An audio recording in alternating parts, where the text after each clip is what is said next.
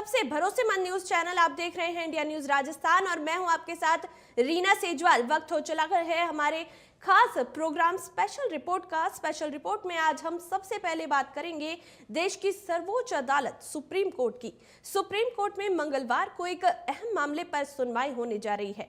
ये मामला bar council चुनावों की निगरानी के लिए बनाई गई हाई पावर कमेटी के खिलाफ दर्ज एफआईआर से जुड़ा हुआ है, बताए, जिसने कानूनी हलकों में नई बहस छेड़ दी है। सोमवार को जस्टिस सूर्यकांत और जस्टिस जॉय माल्या बागची की पीठ ने जानकारी दी कि इस मामले की सुनवाई मंगलवार को दी जाएगी। असल में बार काउंसिल ऑफ इंडिया के अध्यक्ष और वरिष्ठ कट्टरपंथियों मनन कुमार मिश्रा ने अदालत को बताया कि एक वकील ने कट्टरपंथियों के खिलाफ हाई पावर कमेटी का गठन किया है। बताया जा रहा है कि ये जो विवाद है महाराष्ट्र और गोवा स्टेट बार काउंसिल चुनाव से जुड़ा हुआ है। मनन कुमार मिश्रा के मुताबिक एक वकील की अपील पर विचार नहीं किया गया, जिसके बाद उसने समिति के खिलाफ एफआईआर दर्ज करा दी। उन्होंने अदालत को बताया कि ये मामला काफी गंभीर है और इससे चुनाव प्रक्रिया प्रभावित हो सकती है। इससे पहले सुप्रीम कोर्ट ने यूक्रेन में स्टेट बार काउंसिल की निगरानी के लिए एक विशेष समिति का गठन किया था। इस समिति के प्रमुख सर्वोच्च न्यायालय के पूर्व न्यायाधीश न्यायमूर्ति सुधांशु धुलिया कर रहे हैं। वहीं समिति में न्यायमूर्ति रविशंकर झा, जो पंजाब और हरियाणा उच्च न्यायालय के पूर्व मुख्य न्यायाधीश रह चुके हैं, और वरिष्ठ माननीय वी गिरी को भी सदस्य बनाया गया है। इसके अलावा अदालत ने 18 फरवरी को यह निर्देश भी दिया था कि राज्य बार काउंसिल चुनाव से जुड़े किसी भी विवाद को सीधे अदालत में दाखिल न किया जाए। अगर किसी को शिकायत है तो वो पहले अदालत द्वारा बनाई गई इसी समिति के समक्ष अपनी बात रखे। सुप्रीम कोर्ट का स्पष्ट रुख है कि देश भर में बार काउंसिल चुनाव समय पर पारदर्शी और निष्पक्ष तरीके से कराए जाएं। इसी उद्देश्य से अदालत ने पहले निर्देश दिया था कि सभी राज्यों में चुनाव सेवानिवृत्त हाईकोर्ट जजों की निगरानी में कराए जाएं और इसके साथ ही इसके लिए अंतिम तारीख जो है 31 जनवरी 2026 तय की गई थी। अब इस मामले में दर्ज एफआईआर और चुनावी प्रक्रिया पर उठे सवालों के बीच मंगलवार की सुनवाई काफी अहम मानी जा रही है।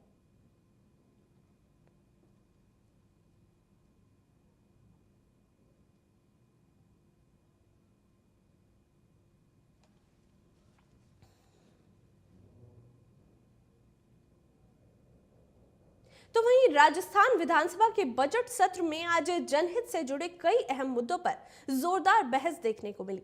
सदन में विभिन्न विभागों से जुड़े सवालों के जरिए विपक्ष ने सरकार को घेरने की कोशिश की, जबकि मंत्रियों ने भी तथ्यों के साथ जवाब देकर स्थिति स्पष्ट करने का प्रयास किया। सबसे पहले डिडवाना क्षेत्र में खेल सुविधाओं का मुद्दा उठा। विधायक यूनुस खान ने खेल स्टेडियम में भवन निर्माण और खेल सुविधाओं की स्थिति को लेकर सवाल किया।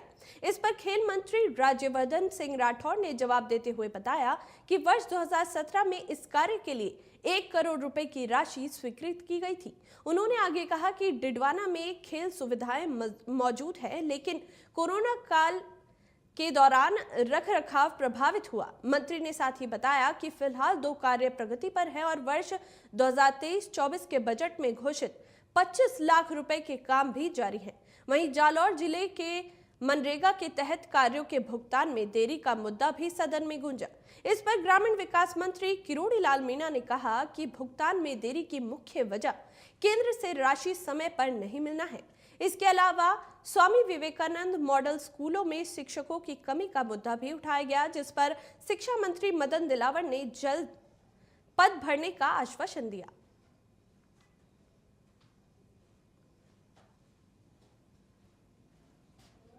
की बात कही है, ये आज की स्थिति ये है कि सारी फाइलें जयपुर आती है और जयपुर से ग्रेवल सड़कों की जो आज रीढ़ की हड्डी है, गांव के अंदर तो अगर डामर नहीं होती तो ग्रेवल सड़कें तो सबसे बड़ी पहुंच का रूट है।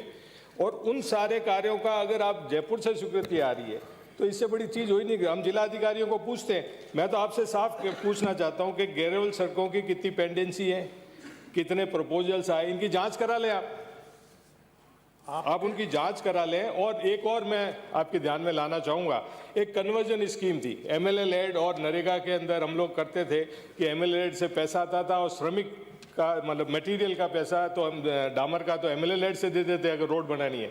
और मटेरियल जो बीटी का है वो नरेगा से होता था, उस स्कीम को तो बिल्कुल ही बंद कर दिया गया है। राज्य स्तर पर कोई फाइल नहीं मंगाई जाती स्वीकृति के लिए, जिला स्तर पर स्वीकृति निकलती है। और जहाँ तक आपने कन्वर्जेंस की बात कही है, ये मामला सदन में आया था, ये मामला सदन में आया था कि जो डॉक्टर दूसरी समस्याएं माननीय सदस्यों की थी उनको कंसिडर किया जाए, तो मैंने इसमें आश्वासन दिया था अभी हाउस में कि एक कमेटी बनाई जाएगी जिसमें एमएलएज भी लेंगे और हमारे विभाग के अधिकारी होंगे, वो मिलके गाइडलाइन में क्या क्या एमएलए की सुविधा की जनहित में जोड़ा जा सकता है वो कमेटी रिपोर्ट के बाद हम जोड़ेंगे। अन्य अध्यक्ष महोदय, मैं आपके माध्यम से माननीय मंत्री जी से पूछना चाहूँगा कि जो मजदूरी का भुगतान है वो समय पे हो, इसका भी मनरेगा के अंदर प्रावधान है, तो क्या उस प्रावधान की पालना नहीं की जा रही है?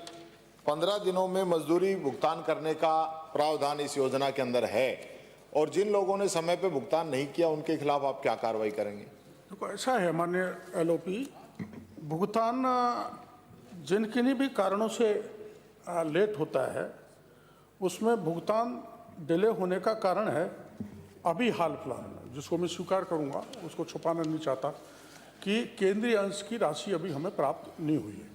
उस केंद्रीय अंश की राशि को प्राप्त करने के लिए हमने भारत सरकार को पत्र लिख दिया है और व्यक्ति से भी जाके मिलूंगा ताकि केंद्र का अंश आ जाए। मैं आपको ये पूछना चाहता हूं कि क्या आप जिले स्तर के अधिकारी, चूंकि हमारे पास सारा इंफ्रास्ट्रक्चर, क्या आप जिले स्तर के अधिकारी और कर्मचारी यहाँ पर निर्मित भवन जो आपने खेलो इंडिया में जो पैसे दिए थे उनमें जो भवन बना हुआ है और उसको पिछली सरकार के टाइम में कुछ लोगों ने वहाँ बदमाशी की, तोड़फोड़ की, चोरी की, उसमें मैंने आपको कार्रवाई के लिए लिखा है, क्या कार्रवाई करने का विचार रखते हैं? तथा उसी भवन में अब जिला स्तर का कार्यालय खोल करके और उन 13 कमरों का उपयोग लेने का क्या सरकार विचार रखती है? ये सही है कि 2017 में 1 करोड़ रुपए वहाँ केंद्र सरकार से मिले थे डीडवाना के लिए, और उस समय राज्य सरकार ने भी पैसे दिए थे। वहाँ खेलों की व्यवस्था अच्छी बनी हुई है। बीच में कोरोना काल आया और उसमें कोई उसकी निगरानी नहीं रख सका, उस कारण तोड़फोड़ भी वहाँ पर हुई। मैं माननीय सदस्य को आपके माध्यम से, जो खेल मंत्री भी रहे हुए हैं खुद, उन्हें मैं बताना चाहता हूँ कि इस समय आपके डीडवाना में 2 काम चल रहे हैं और उससे आपकी समस्या है उसका समाधान हो जाएगा। एक तो 2023-24 में 25 लाख रुपए बजट के अंदर घोषणा की गई थी, उसका काम अभी चल रहा है अध्यक्ष महोदय।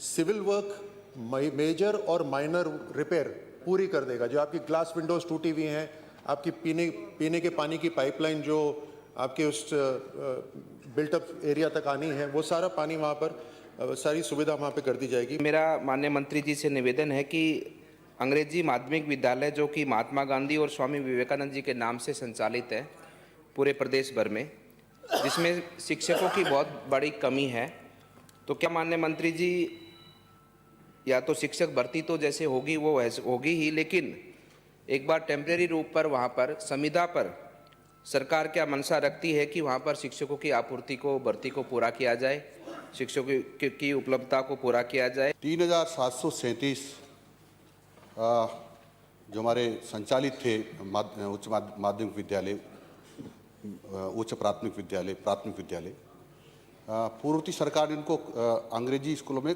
यानी महात्मा गांधी स्कूल में रूपांतरित कर दिया था, लेकिन उसमें एक भी पद सर्जित नहीं किया। नवा टीचर लगाए, कुछ टीचर ऐसे लगाए जो अंग्रेजी माध्यम से पढ़े हुए ही नहीं थे, और उसके कारण से अब हमने पद सृजित किए हैं और अब हम इंटरव्यू लेकर के उसमें लगा रहे हैं।